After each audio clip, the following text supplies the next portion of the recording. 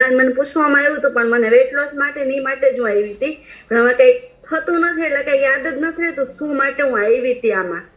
મને ચિકનગુનિયા ગયા વર્ષે ને ઓલા વર્ષે થઈ ગયો હતો. હું લોટ ના બાંધી શકતી, મારા હાથ પગ દુધા, જાતે કપડા ન પહેરી શકતી, હું બહુ બધો દુખાવો હતો. મને આવી ને હું આ મેમ્બર બનવા માટે એ પેલા મને એવું થતું હતું પણ હું તમને લોકોને જાણ કરતા જ ભૂલી ગઈ હતી. હમણાં કીધું ને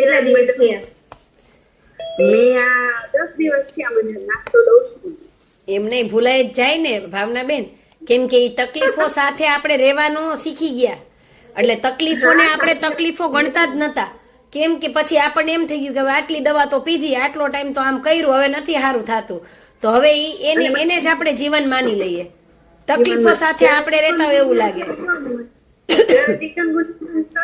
જુનાગઢમાં મેં દવા લીધી હતી, એ દવા પીતી એટલી વાર સારું રહેતું, વળી પાછી રાતે ડોઝ લેતી એટલી વાર આવું. મને કમ્યુનિટીમાં આવી ને પછી મને ખ્યાલ પડ્યો કે દવા લેવાની જરૂર જ નથી. માઇગ્રેન ની, બીપી લો ની બધી દવા હું લેતી, પાસે જ રાખતી, ક્યારે થાય તો લઈ લેવાની. એમ તકલીફ થાવી ન જોઈએ. કઈ ઘર સાચવવું મેન કે આપણે સાચવીશે તો તમે બધાને સાચવી શકશો.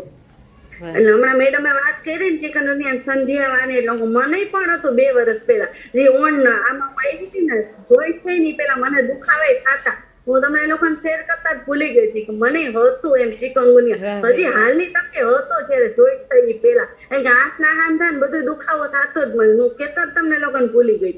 શેના માટે એ યાદ નતું મને.